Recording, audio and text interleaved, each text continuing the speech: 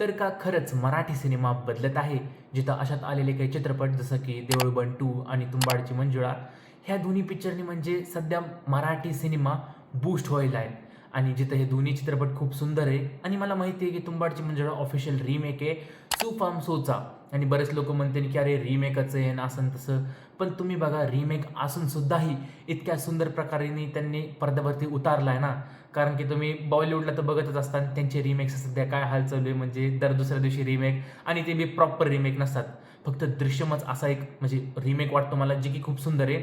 अजून एक दोन असते एक्झाम्पल्स रिमेकचे, पण मोस्टली त्यांचे रिमेक्स तुम्ही बघू शकतात कसे आहेत. पण हां, ह्यो जर तुम्ही चित्रपट बघताना अशात आलेला आहे, एकदम रिसेंट रिलीज आहे आणि त्यांच्या सिनेमॅटोग्राफीनी, त्यांच्या प्रेझेंटेशननी, त्यांनी जे ओरिजिनल लोकेशन्स घेतले, आपले जे कॅरेक्टर्स मराठी कलाकार त्यांनी इतक्या सुंदर पद्धतीने परफॉर्म केले ना, ते सगळ्या गोष्टी ध्यानात ठेवून नाही का तुम्ही जर चित्रपट बघतान, म्हणजे म्हणतान की किती सुंदर बनलेला त्यांनी चित्रपट.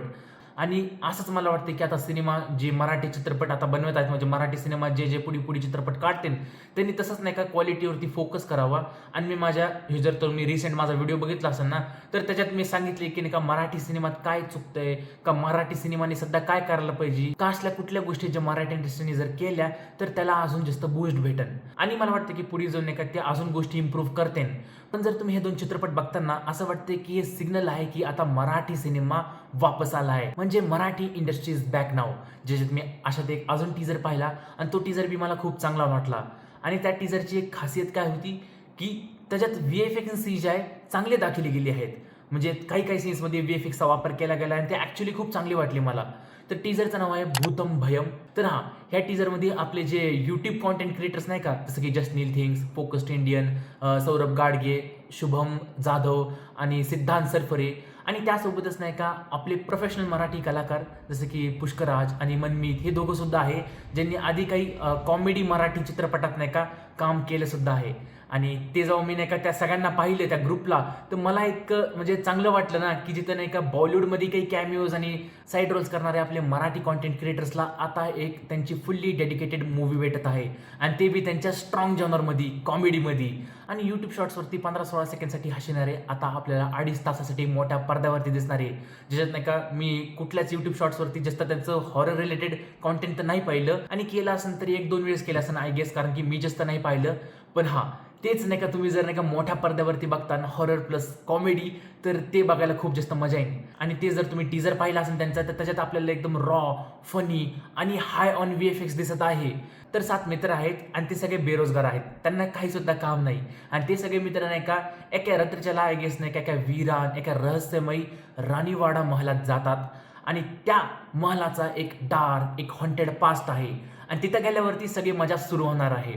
पण टीजर बघितल्यावर नाही का एवढी एक गोष्ट आहे की ते एक मिस्ट्री फॅक्टर नसतो का, म्हणजे टीजर बघितल्यावरती तुम्हाला एक क्वेश्चन क्रिएट होईल की नेमकं महलात हाय काय, कोण वाचन कोण फसन, ते सगळे जे साथीचे साथी बेरोजगार आहेत ते नेमकं तिथं आले कमवून आहेत. आणि जे कॅरेक्टर्स आहेत ना त्यांच्याबद्दल बी जास्त काही रिव्हील होत नाही. जे साथीचे साथी आपले जे मित्र जे कॅरेक्टर्स ना त्यांच्याबद्दल बी काही जास्त रिव्हील होत नाही.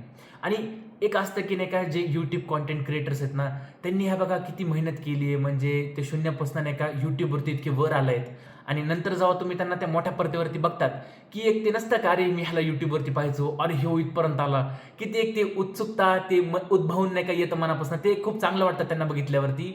आणि मी खूप जास्त एक्सायटेड आहे कारण की ते खरंच खूप डिझर्विंग कॅरेक्टर्स म्हणता येईल का ॲक्टर्स म्हणता येईल, कारण की आपण त्यांना यूट्यूबवरती पाहिलेलं आणि त्यांच्यासारखी कॉमेडी म्हणजे ऑरेंज ज्यूस आणि जस्नील थिंग्सचे जे बिहेवियर त्याचा जो स्वभाव आहे ना जसं ते आपल्या शॉर्ट्सवरती करतो तो खूप मस्त आहे. आणि ह्या सगळ्यांचं केमिस्ट्री बघायला खूप जास्त मजा येईल. म्हणजे हॉरर सिच्युएशनमध्ये हे सगळे कॅरेक्टर्स कसे ते सिच्युएशनला हँडल करतात, कशी त्यात कॉमेडी होईल, ते सगळं बघायला खूप जास्त मजा येणार आहे.